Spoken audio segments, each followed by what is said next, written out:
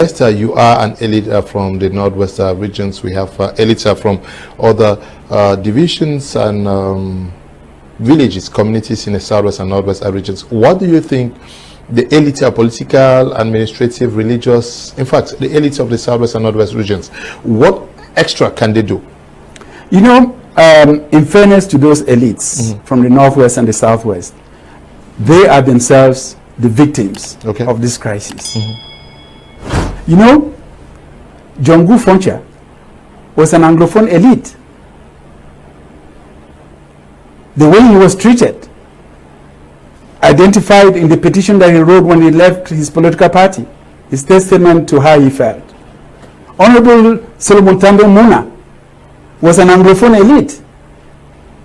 The way he felt when he left the Constitutional Review Commission and wrote about it, said something about how he felt in this republic. If the Constitution had not been changed to make of the Speaker of the National Assembly the third personality and not the second, he would have succeeded Amadou Ahidjo when President Ahidjo decided to leave. People see that. Anglophones see the way the microaggression that is being inflicted on the current Prime Minister, the way he's being undermined by some of his ministers. Even fair-minded Francophones are extremely upset. And what do you expect Anglophones to, how do you expect Anglophones to feel? We are a decent people. We are people with dignity. We are a smart people. We don't deserve this. We don't. We don't. Yeah, but we want to compete in today's world. And so the people who have caused the crisis cannot turn around and say, you go resolve your crisis. They have caused the crisis. Because the issues are known. The Anglophone grievances are known. They are reasonable Francophones who have come out. The former governor, Aboy Machoy, former minister, former secretary general in the president's office, the only Francophone who was governor of the Southwest and governor of the Northwest, he has spoken out very clearly. The Anglophone grievances are known. When Ahidjo was president, President Ahidjo, he had a commission. The current president was on that commission. Aboy Machoy was on that commission. Former minister Dorothy Njema was on that commission. They have spoken out. I mean, Aboy has spoken out. The former governor, Ahmad Muhammad, who was governor of the Northwest, he has written books about this issue. Ayangma, you know, Protea Ayangma from the private sector, lawyers have spoken. And so the grievances are known. If they're being tackled, there will be no need to say the extra burden should be on Anglophone elites from the Northwest or the Southwest. Of course, they can help, but you have to give them something to work with. They have to go back to their constituency and say, the reason I'm coming to ask you to come out from wherever you are and to work for peace is because there's genuine peace on the table. The grievances that you had about representation are being addressed in this way or in that way. You have to give them something to work with. If you don't give them something to work with, just carrying the title of an elite would not suffice. So, they're helpless. Anglophone elites, the funds, they are all helpless, from what you're saying. You have to empower them. You have to make them. You know, yeah, but there are many of our funds today who are internally displaced. They can't stay in the palaces because they're being harassed. Who would empower them? Let's talk about this call for an Anglophone president. Is that not also a way for an Anglophone to take power and then try to fix some of these issues you just raised? Are you talking? Are you talking about this drive? Because there are even Francophones today who say it is time for an Anglophone to be next president of Cameroon.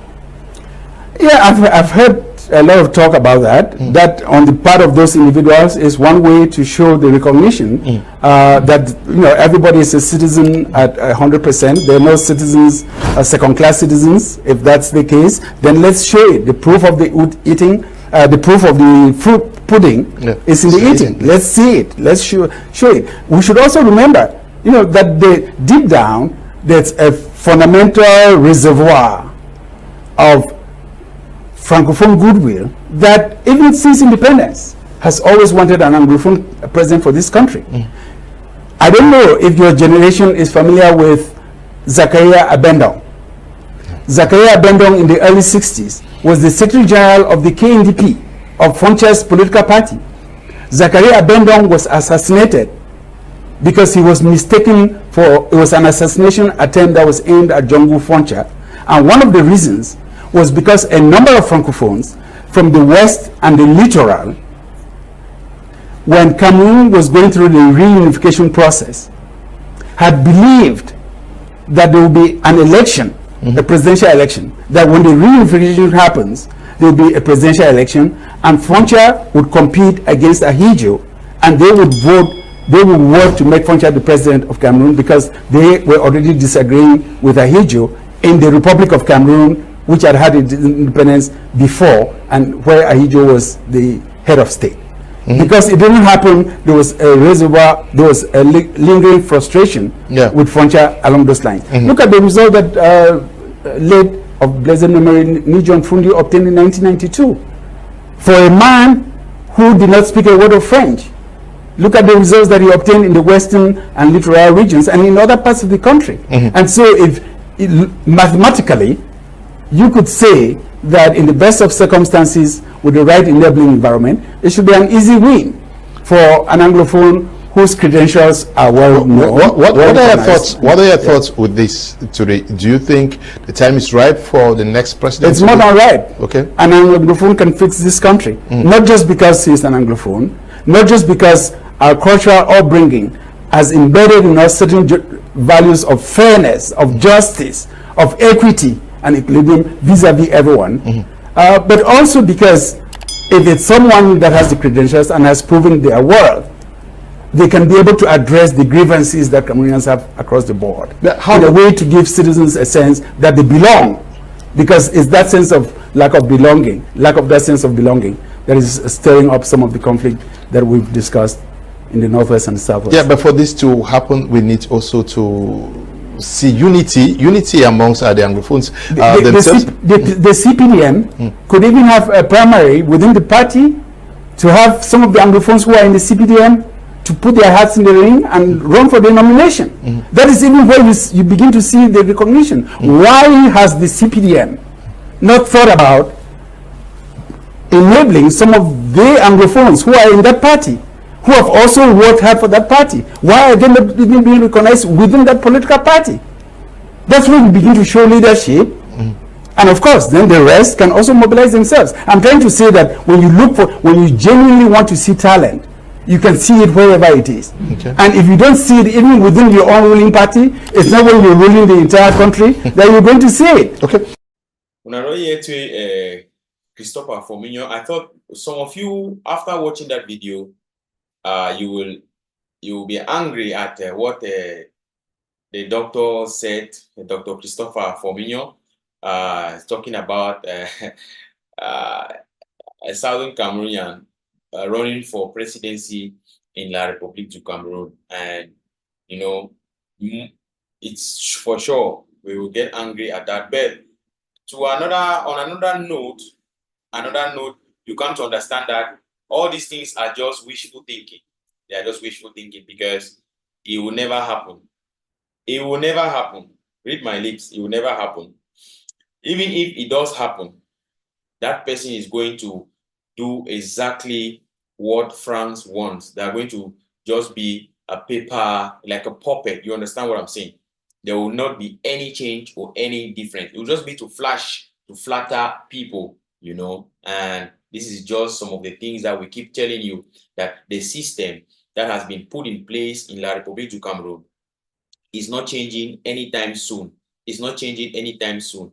It's a system that has come to stay, and it will dwell, you know, it's going to really, the people are going to, my brother, it's not going to change anytime soon. Why should we even go to presidency? Talk about prime minister. Talk about prime minister. At least you start from there, right? You start from there. Dion Gute, what is his role in La République du Cameroon? What is his role? That other ministers have more power than him. It's just a figurehead. It's just a figurehead. Let's not say all these things, you know, just, I just brought the video for you guys to watch. I know some of you were angry about what the doctor just said concerning Southern Cameroonians running for elections in La République du Cameroon. But These are some of the things we need to be talking about. I need to make you guys know, because some people think that we are fighting to take over leadership in La Republic. No, no, we are fighting for the soul of a country. The soul of a country. Southern Cameroon's Ambazonia. La Republic had their independence on their own day, 1st January 1960. Ambazonia, 1st October 1961. These are two different countries who thought it wise that they could cohabit. They came together with equal status. Today, La Republic is telling us they will give us special status. As who? As who? So we don't care. Whatever happens in La Republic election is their business. We don't care about that. It's their business. All what we stand for is an independent Southern Cameroon's Ambazonia. That is it. We are standing for one people, one nation, one mission, and one vision. Thank you for watching. God bless you. God bless Ambazonia.